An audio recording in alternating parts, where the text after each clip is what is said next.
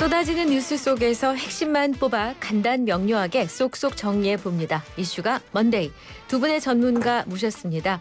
정치 분석계의 제갈량 최병천 소장, 그리고 보수의 핸섬 가입 김기흥 국민의힘 대변인 모셨습니다. 어서 오세요. 안녕하세요. 네, 반갑습니다. 자, 오늘 첫 소식 보겠습니다. 오전 이제 속보 중심으로 한번 짚어보겠는데요. 오전 이재명 민주당 대표의 국회 교섭단체 대표 연설이 있었습니다. 성장을 강조하고 또 국회의원 국민 소환제를 제안하는 등 상당한 그동안에 보여줬던 우클릭 행보가 그대로 교섭단체 연설에 반영된 것 같은데 먼저 어떻게 들으셨는지 두 분 말씀 좀 들어보겠습니다. 최 소장님. 네, 그 말씀하신 것처럼 타이틀 자체가 회복과 성장 다시 대한민국이라는 이름의 타이틀이고요.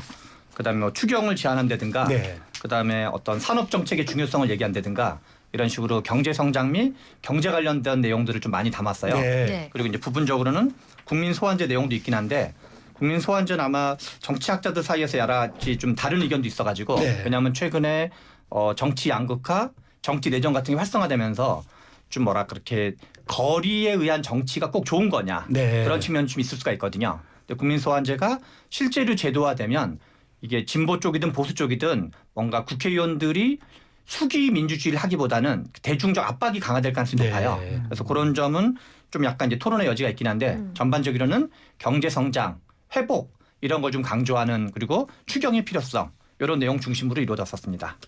어떻게 들으셨어요, 김 대표님? 저는 그 미래를 얘기하고 성장을 얘기한다고 하는데 현실 인식이 좀 잘못됐다고 봅니다. 뭐냐면 여전히 갈라치기거든요. 네. 헌정 파괴 세력 여전히 반란과 퇴행이 계속되고 있다. 지금의 상황을 내란이 계속 지속되고 있다 이렇게 얘기를 하는데 회복하고 성장하기 위해서는 그 본인들과 생각이 다른 부분 네. 문제를 풀어가는 방식에 따라서 이견을 인정해야 되거든요. 근데 뭔가 거리에 나오신 분들에 대해서 내란, 극우 여전히 그렇게 규정하면서 뭔가 미래를 얘기한다는 게 저는 어불성설이라고 보고 있고요.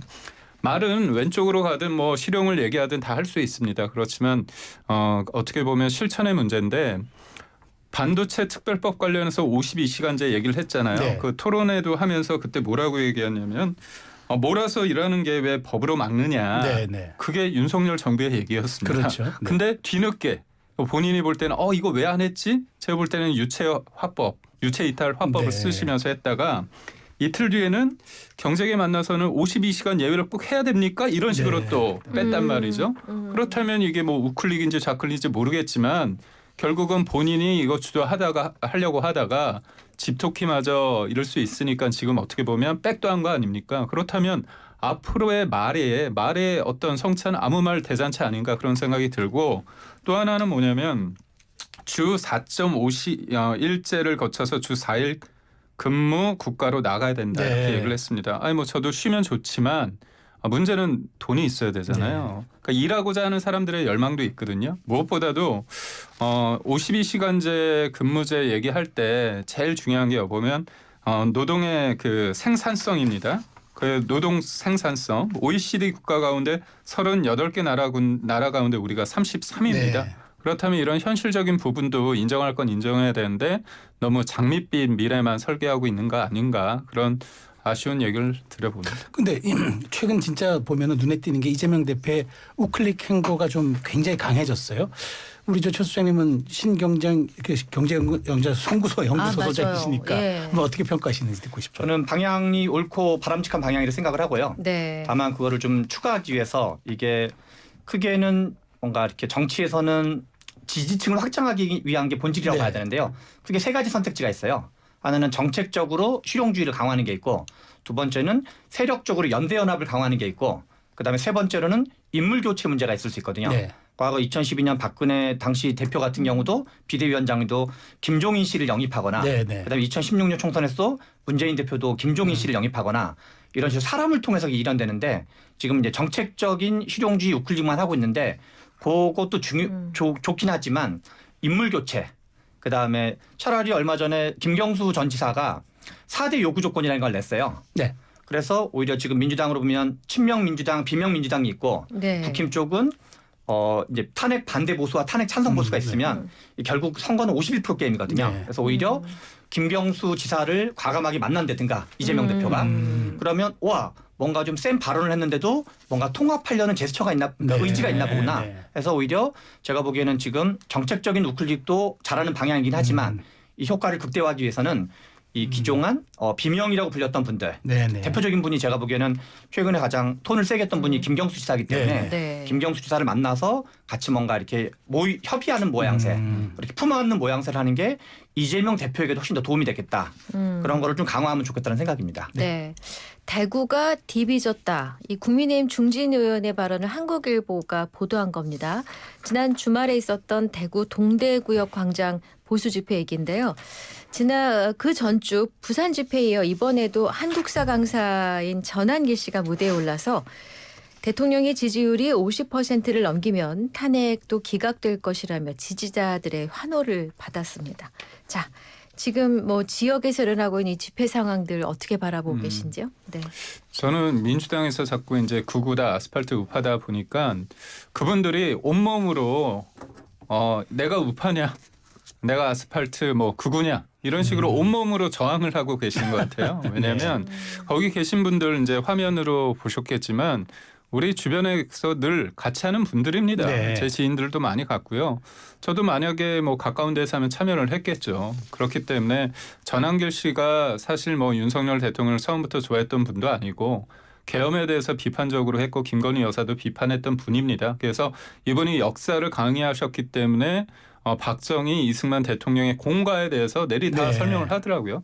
근데 그런 분이 어떤 문제 제기를 했을 때 이게 구글에 신고를 하고 고발까지 한다고 했을 때 저도 그렇거든요. 그러니까 진보의 어떤 가장 중요한 가치가 뭡니까? 내가 당신의 주장에 동의하지 않더라도 당신의 그 말할 권리를 위해서 내가 싸우겠다. 볼테르의 얘기를 진보 진영에서 많이 차용을 하지 않습니까? 근데 결국은 유튜브 검열하고 SNS 검열하고 그다음에 여론조사 잘 나오면 문제 있다고 하고 법까지 만들고 이런 어떻게 보면 검열과 통제 그런 공포 정치의 단두대 정치에 대해서 국민들은 문제가 있다고 보는 거고요. 또 하나는 국민의 손으로 뽑은 대통령이 계엄이 문제가 있다면 그게 민주당 말대로 내란과 직결되는지 그 계엄과 내란의 그 사이에는 바다가 있을 수도 있고 강이 있을 수도 있거든요. 그 진실을 찾아가는 게 헌재 재판인데 지금 보니까 이게 너무나 일방적으로 어떻게 보면 뭐 기일도 8차례 일방적으로 지정되고 90분짜리도 그냥 일방적으로 되고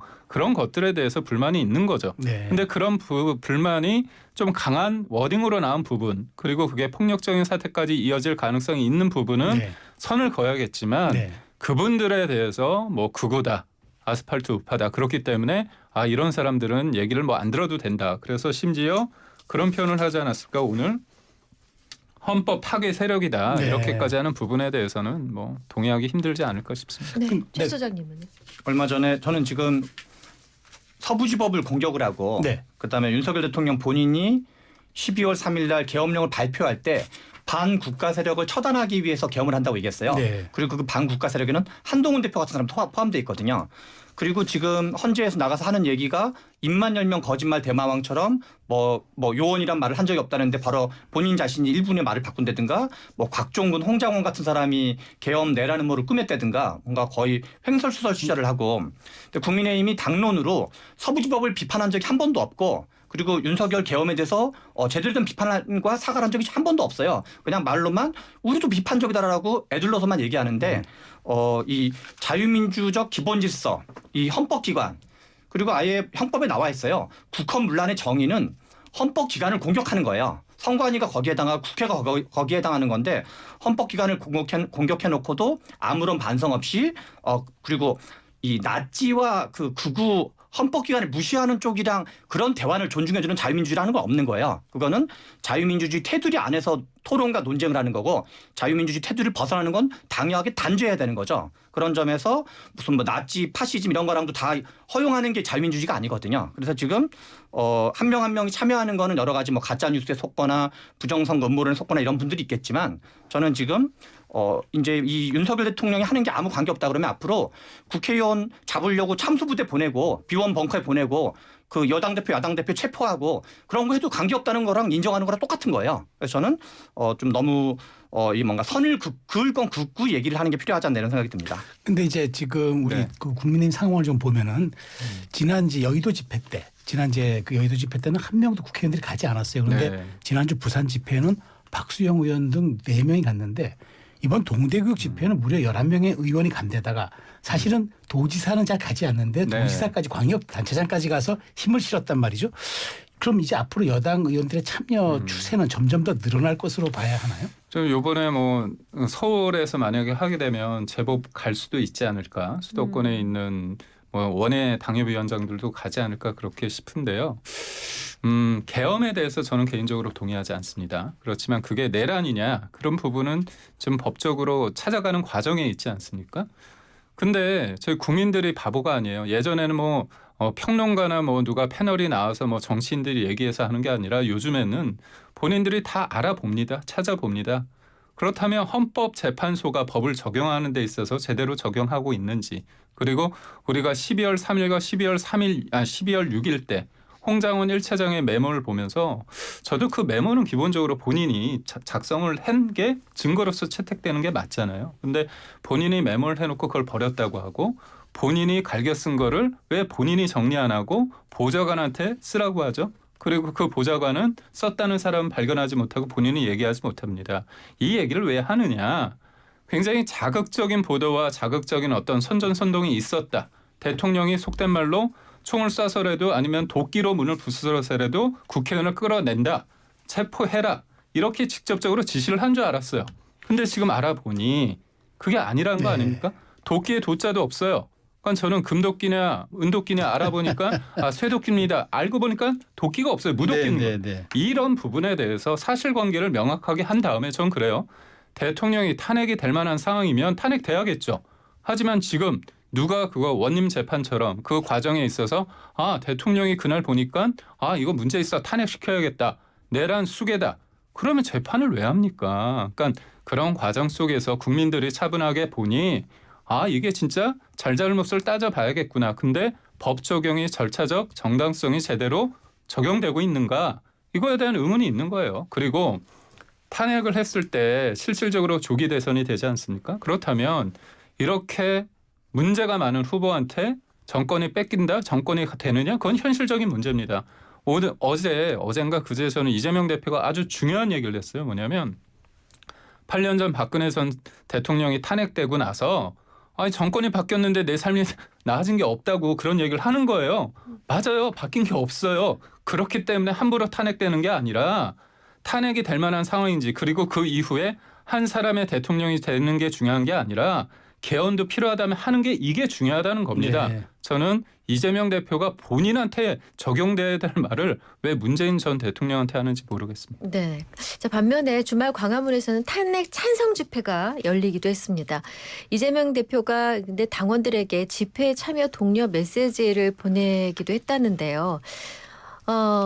이게 이제 여당에서는 비판할 거리가 돼버렸는데 어떻게 생각하십니까? 이 주말 탄핵 집회, 찬성 집회에도 최민희 의원, 김병주 의원 등 야당 의원들이 좀 다수 참석했거든요. 최병천 소장님께서. 지금 큰 틀의 여론조사 흐름을 보면 12월 3일 날 계엄이 있었고 12월 7일 날 1차 탄핵안을 했는데 그때 이제 안 됐고 12월 14일 날 이제 통과가 됐어요.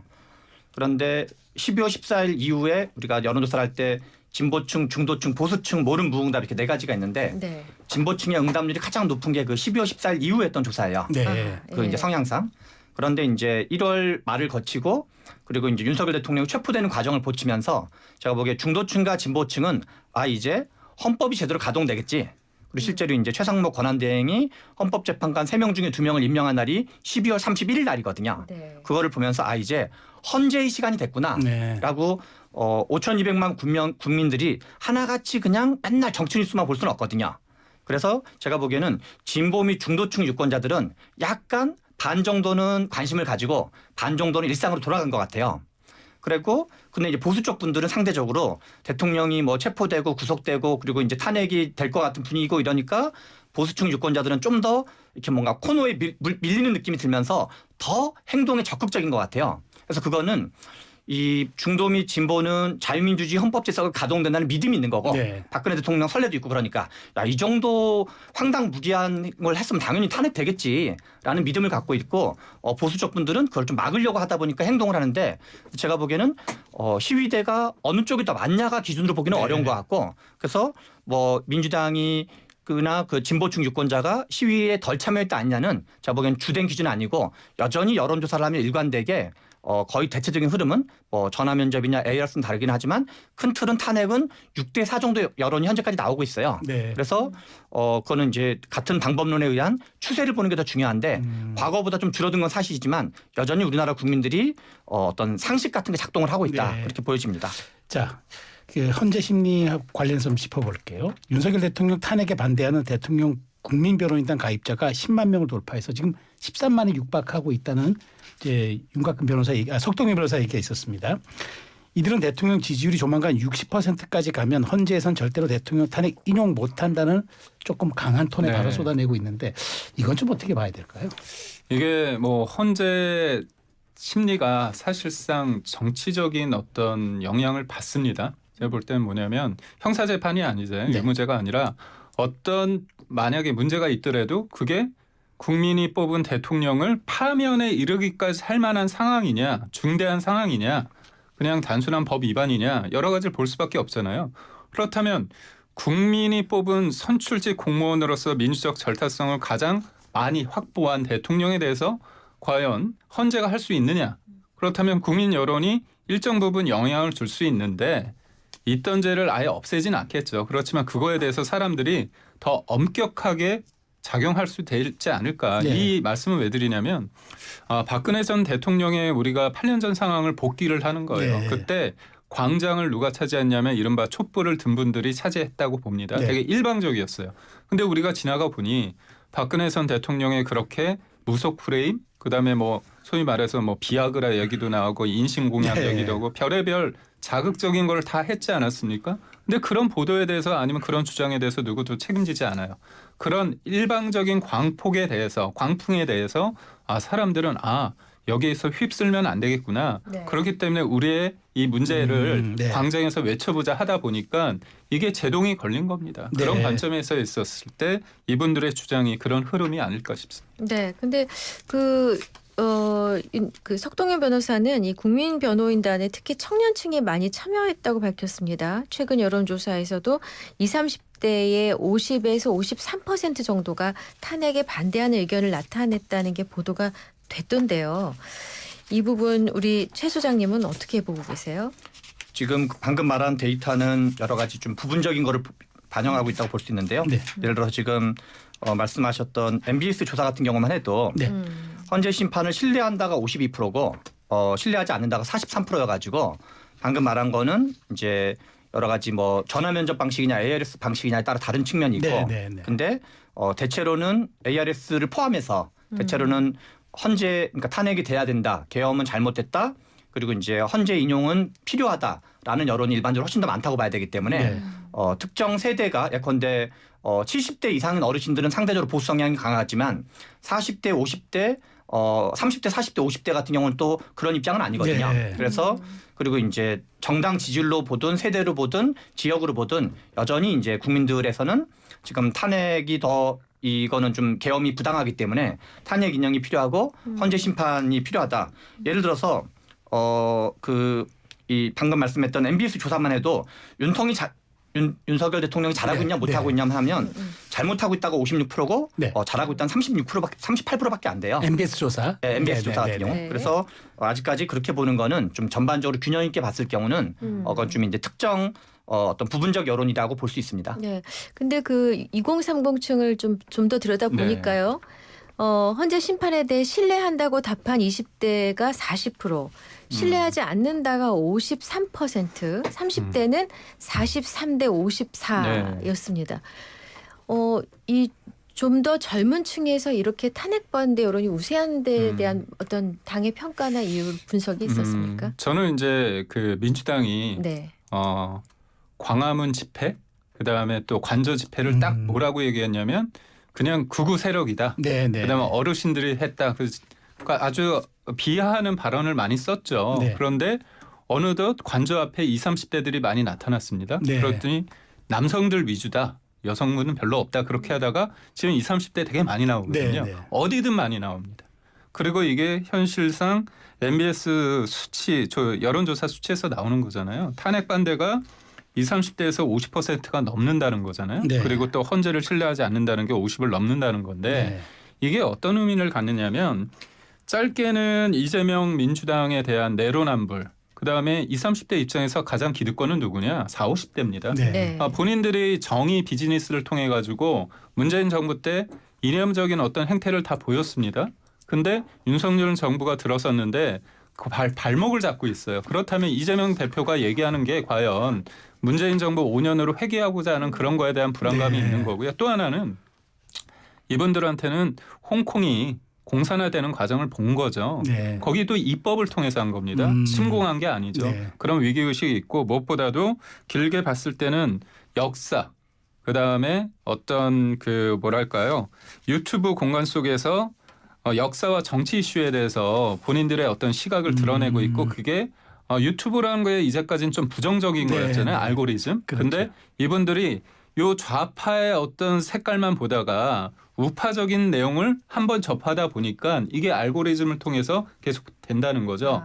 그러니까 역사의 어떤 균형점을 찾아가는 과정에서 어떤 실체적 진실을 목도하고 있는 현상 아닌가 그런 생각합니다. 네. 조사 기원 잠깐 말씀드리고 갈게요. 엠브레인 퍼블릭 그리고 케이스텔 리서치 또 코리아 리서치 한국 리서치가 조사한 MBS 전국 지표 조사 인용됐었고요. 조금 전에 지난 3일과 5일 사이에 1,005명을 대상으로 전화 면접했습니다. 자세한 내용 중앙선거 여론조사 심의위원회에 나와 있습니다.